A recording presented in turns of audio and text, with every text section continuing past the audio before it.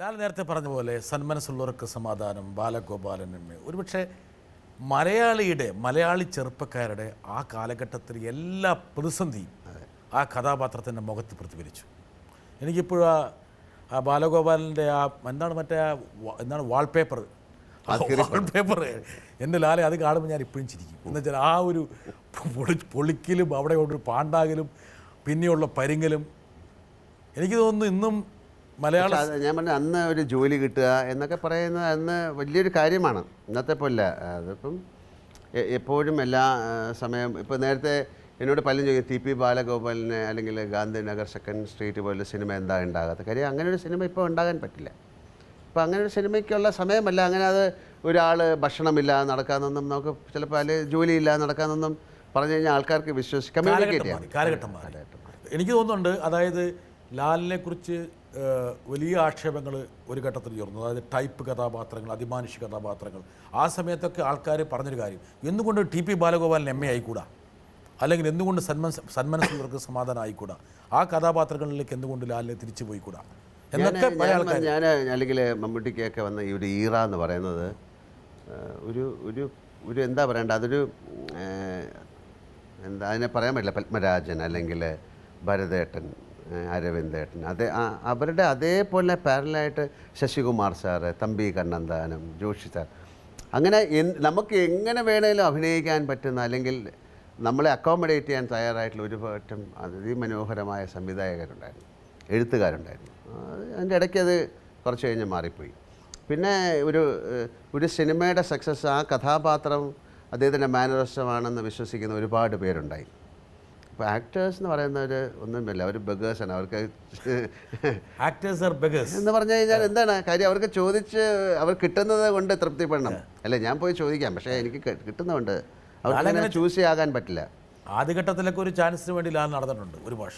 ഞാൻ വളരെ എന്താ പറയണ്ട, അങ്ങനെ എനിക്ക് നടക്കേണ്ടി വന്നിട്ടില്ല. ഒരു കഥാപാത്രം അല്ലെങ്കിൽ ഒരു സിനിമ വേണമെന്ന് പറഞ്ഞ് ഞാൻ ഇന്ന് വരെ എനിക്ക് പോകേണ്ടി വന്നിട്ടില്ല. എൻ്റെ ആദ്യത്തെ സിനിമ മുതൽ ഇന്നലെ അഭിനയിച്ച സിനിമ വരെ അങ്ങനെ ഒരു കാര്യം വന്ന് വീഴുകയായിരുന്നു. അത് നമുക്ക് അപ്പോൾ ആ വീഴുന്ന സിനിമകളൊക്കെ നമ്മൾ ചെയ്യാൻ തുടങ്ങി.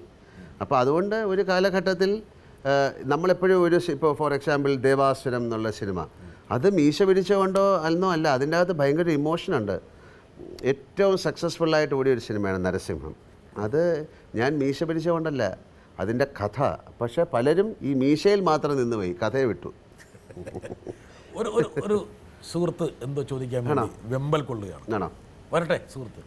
ഏറ്റവും നിർണായകമായിട്ടുള്ള സമയത്ത് നോട്ടം താഴത്തേക്ക് കൊണ്ടുപോകുന്ന ഒരു നടനേ ഉള്ളൂ, അത് മോഹൻലാലാണ്. അപ്പോൾ ഇങ്ങനെയൊരു അഭിനയശൈലി അത് ബോധപൂർവം രൂപപ്പെടുത്തിയതായിരിക്കില്ല, പക്ഷേ ഒരു അഭിനേതാവെന്ന നിലയിൽ ഇങ്ങനെയൊരു അഭിനയശൈലി രൂപപ്പെടുത്തുമ്പോൾ തനിക്ക് മുമ്പേ കടന്നുപോയ വലിയ നടന്മാരുമായി അവരുടെ ശൈലിയുമായി ഒക്കെ അബോധപൂർവമെങ്കിലും ഒരു ഡയലോഗ് നടത്തിയതിന് ശേഷമായിരിക്കാം ഇത് രൂപപ്പെട്ടത്. ഇതിനെക്കുറിച്ച് എന്താ പറയാനുള്ളത്? ഉണ്ണി നല്ലൊരു ചോദ്യം ചോദിച്ചിരിക്കുന്നത്. അല്ല, അതിന് അങ്ങനൊരു മറുപടി, സാധാരണ നമ്മളൊരാളോട് സംസാരിക്കുന്ന സമയത്ത് താഴേക്ക് നോക്കി സംസാരിക്കുമ്പോൾ അയാൾ കള്ളം പറയുന്നു, അങ്ങനെയൊക്കെയാണ്. അല്ലെങ്കിൽ ലാലിൻ്റെ ഒരു പക്ഷേ സ്വഭാവത്തിൻ്റെ ഭാഗമായിരിക്കും ഒന്നിടയ്ക്കൊന്ന് താഴേക്കൊന്ന് ഡ്രോപ്പ് ചെയ്ത് നോക്കുക ആയിരിക്കാം. അല്ല, ഇപ്പോൾ ഇദ്ദേഹം പറഞ്ഞതിൽ ഞാൻ വളരെ ബ്ലെസ്ഡ് ആയിട്ടുള്ളൊരു ആക്ടർ എന്നാണ് ഞാൻ വിശ്വസിക്കുന്നത്. കാര്യം ഉണ്ണികൃഷ്ണൻ പറഞ്ഞതിനെ കുറച്ചുകൂടെ ഞാൻ പറയാം. എനിക്ക് ഇന്ത്യയിലെ പ്രധാനപ്പെട്ട വലിയ നടന്മാരുമായിട്ട് അഭിനയിക്കാനുള്ള അല്ലെങ്കിൽ അവരുടെ ഒരു ബ്ലെസ്സിങ് കിട്ടിയ ആളാണ്. ഇപ്പോൾ പ്രേം നസീർ സാറായാലും മധു സാറായാലും ശിവാജി ഗണേശനായാലും നാഗേശ്വർ റാവു, ഇപ്പോഴും അദ്ദേഹം അഭിനയിക്കുന്നത്, അദ്ദേഹത്തിന് 90 വയസ്സിൽ കൂടുതലുണ്ട്. അമിതാഭ് ബച്ചനായാലും രാജ്കുമാർ സാറായാലും അങ്ങനെയൊക്കെ ഒരുപാട് ആൾക്കാരുമായിട്ട് അഭിനയിക്കാനും അവരുമായിട്ട് സഹകരിക്കാൻ അവരുടെ ബ്ലെസ്സിങ് കിട്ടിയ ഒരാളാണ്. അപ്പോൾ ആ ചോദ്യം ഇതുമായിട്ട് ബന്ധമല്ല, പക്ഷേ ഈ നമ്മളറിയാതെ ചെയ്യുന്ന കാര്യങ്ങളാണ്. ഇപ്പോൾ നേരത്തെ പറഞ്ഞ പോലെ വളരെ ഉഴപ്പിയതുപോലെ തോന്നി, പിന്നെ സിനിമയിൽ വന്നപ്പോൾ നന്നായി എന്ന് പറഞ്ഞപ്പോഴും ഞാൻ വിശ്വസിക്കുന്നത് നമ്മൾ അഭിനയിച്ച് കഴിഞ്ഞ ശേഷം ഇത് സിനിമയാകുന്നതിൻ്റെ ഇടയിൽ ഒരു മാജിക് നടക്കുന്നുണ്ട്. അതെന്താണെന്ന് എനിക്കറിയില്ല. അത് എല്ലാ ആക്ടേഴ്സിനും ഉണ്ടാകും. ഞാനിപ്പോൾ നമ്മൾ ഈ സിനിമയിൽ ഇപ്പോൾ സംവിധാനങ്ങളുണ്ട്. മുമ്പ് സിനിമയിൽ അഭിനയിക്കുമ്പം നമ്മൾ ചെയ്ത ഷോട്ട് രണ്ടാമത് വന്ന് ടെലിവിഷനിൽ കാണാൻ പറ്റില്ല. ഇപ്പം നമ്മൾ കണ്ടു അത് ഓക്കെ എന്ന് പറഞ്ഞു, പക്ഷേ ഇതായിരിക്കില്ല ചില ഒരു പക്ഷേ നമുക്ക് സ്ക്രീനിൽ വരുമ്പോൾ അതിൻ്റെ അകത്തൊരു ഭാഗ്യം എന്തോ ഒരു സംഭവിക്കുന്നുണ്ട്. പിന്നെ താഴേക്ക് നോക്കുക എന്ന് അത് ചോദിക്കാൻ വേണ്ടി ഒരാളെ നമുക്കിപ്പം കൊണ്ടുവരണം. ഓക്കെ, വരട്ടെ. ലാല് പറയുന്നത് മാത്രമേ ഇതിനകത്ത് കാണിക്കുള്ളൂ. അതെങ്ങനെയാണ്? ഇതെന്ത് മാജിക്കാണ്? യാതൊരു കുമാർ എന്ന് പറയുമ്പോൾ രണ്ട് തരം നടന്മാരാണ് നമുക്കുള്ളത്. ഒന്ന്, ഒരു കഥാപാത്രം ലഭിച്ചു കഴിഞ്ഞാൽ അതിനുവേണ്ടി മാനസികമായി ഒരുപാട് പഠിക്കുകയും ഒരുപാട് വർക്ക് ചെയ്യുകയും അങ്ങനെ ആ കഥാപാത്രമായി മാറി ആ കഥാപാത്രം അഭിനയിച്ച് തീരുന്നത് വരെ ആ കഥാപാത്രത്തെക്കുറിച്ച് മാത്രം ചിന്തിക്കുകയും പ്രവർത്തിക്കുകയും ചെയ്യുന്ന ഒരു കൂട്ടർ. മറുകൂട്ടർ വരുന്നത് പോലെ വെച്ച് കാണാം, അവിടെ വെച്ച് നമുക്ക് നോക്കാം. അങ്ങനെ പ്രത്യേകിച്ച് മാനസികമായിട്ടൊരു പിരിമുറുകമില്ല. അവർ കുറച്ചുകൂടെ ഗിഫ്റ്റഡ് ആണെന്ന് ഞാൻ പറയും. ഇതിലേത് തരത്തിലുള്ള നടനാണ് മോഹൻലാൽ? മുകേഷാണ്, സൂക്ഷിച്ച് മറുപടി പറയണം. അല്ലല്ല, അതിപ്പം അയാൾ തന്നെ കണ്ടുപിടിക്കേണ്ട കാര്യമാണ് അല്ലേ. ഞാൻ ഇത് വളരെ പിന്നെ ഒരു കെയർഫുൾ കെയർലെസ്നെസ്സോ അങ്ങനെ എന്നുള്ളൊരു വാക്കൊന്നും അല്ല ഞാൻ ഉപയോഗിക്കുന്നത്. ഞാൻ ഈ കഥാപാത്രങ്ങളിലെ ഭയങ്കരമായി പഠിക്കുക അങ്ങനെയുള്ള കാര്യങ്ങളൊന്നും ഞാൻ ചെയ്യില്ല. ഞാൻ വളരെ റിലാക്സ്ഡായിട്ട് അഭിനയിക്കുന്ന ഒരാളാണ്. ഞാൻ ഐ നെവർ സ്കീം തിങ്സ്. വാനപ്രസ്ഥം എന്ന് പറയുന്ന സിനിമയിലെ ഒരു ഷോട്ടിനെ പറ്റി ഞാൻ പറയാം.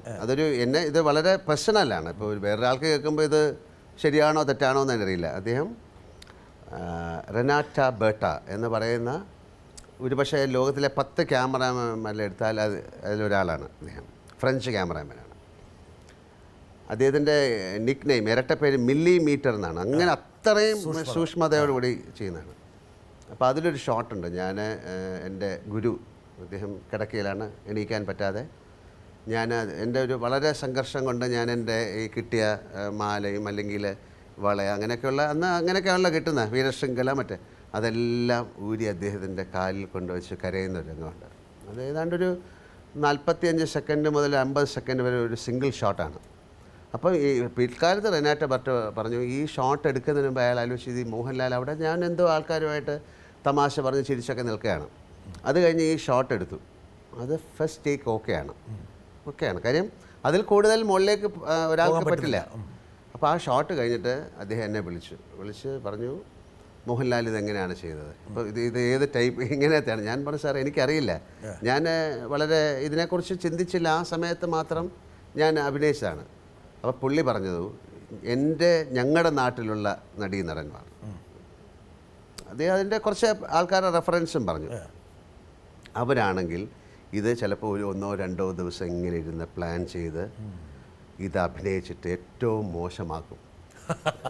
അല്ല അത് അദ്ദേഹം കണ്ടാണ്. കാര്യം അവരുടെ രീതിയും അവരുടെ സിനിമ മേക്കിങ്ങും ഒക്കെ അങ്ങനെയാണ്. അവർ ഹൈലി മെത്തേഡായിട്ടുള്ള അല്ലെങ്കിൽ ഒരു സിനിമ സ്റ്റോറി ബോർഡ് ചെയ്ത് അതിൽ ഷൂട്ട് ചെയ്ത് ആക്ടേഴ്സിന് അത്രയും ഇത് ചെയ്താൽ മതി. നമുക്കാണ് ഈ ഇംപ്രവൈസേഷൻ എന്നുള്ളൊരു വാക്കാണ്. അതൊരു ദൈവത്തിൻ്റെ ഒരു എനർജി തരുന്നതാണ്, നമുക്ക് തോന്നിപ്പിക്കുന്ന സാധനമാണ് അല്ലേ. നിങ്ങളുടെ ഇൻ്റലിജൻസിൻ്റെ ഭാഗമാണ്. അതെങ്ങനെ ചെയ്യുന്നു എന്ന് പറയാൻ പറ്റില്ലെങ്കിലും മുകേഷ് ചോദിച്ച ചോദ്യത്തിന് അദ്ദേഹത്തിന് തന്നെ അറിയാം. I will never plan. ഞാൻ എന്താണ് ചെയ്യാൻ പോകണമെന്ന് എനിക്ക് തന്നെ അറിഞ്ഞൂടാ എന്ന് പറഞ്ഞാൽ ഒരു ബോധം ഉണ്ടാകും അല്ലേ. സിനിമയിൽ ഇവിടെ ഇങ്ങനൊരു മാർക്കുണ്ട്, നിങ്ങൾ ഈ ലൈറ്റ് പിടിക്കണം, നിങ്ങളുടെ ഡയലോഗിന് ശേഷമാണ് എൻ്റെ ഡയലോഗ്, അപ്പോൾ എൻ്റെ ഇമോഷൻ ഇതായിരിക്കണം, അത് കഴിഞ്ഞിട്ട് മറ്റേ ആൾ, അങ്ങനെ ഒരുപാട് കാര്യങ്ങൾ. അപ്പോൾ ഇതെല്ലാം ചെയ്യുന്നത് നമ്മൾ അറിയാതെ സംഭവിക്കുന്നതാണ്. അപ്പോൾ അതൊരു പ്രാക്ടീസാണ് അല്ലേ. നാളെ നിങ്ങൾക്ക് പോയിട്ടൊരു ക്രിക്കറ്റ് കളിക്കാനോ ഫുട്ബോൾ കളിക്കാനോ കളിക്കാം, പക്ഷേ ഏറ്റവും നന്നായിട്ട് കളിക്കണമെങ്കിൽ നിങ്ങൾക്ക് പ്രാക്ടീസ് വേണം. അപ്പോൾ ഇപ്പോൾ ഞാനൊരു 10 അല്ലെങ്കിൽ ഒരു വർഷം അഭിനയിക്കാതിരുന്നിട്ടൊരു സിനിമ അഭിനയിക്കുമ്പോൾ ഞാൻ ഇങ്ങനെ ആയിരിക്കുമോ എന്ന് എനിക്ക് പറയാൻ പറ്റില്ല. പക്ഷേ ഇത് നിരന്തരമായിട്ടുള്ള നിത്യത്തൊഴിൽ അഭ്യാസം എന്ന് പറയുന്ന പോലെ അതിൻ്റെ കൂടെ അറിയാതെയോ അറിഞ്ഞോ ഒരു ഭാഗ്യം എന്ന ഒരു വാക്കാണ്. പക്ഷേ അതിന് ഒരുപാട് തരത്തിൽ നമുക്ക് നിർവചിക്കാം. അതും കൂടെ ചേരുമ്പോഴാണ് ഒരു ആക്ടർ ഉണ്ടാകുന്നത്.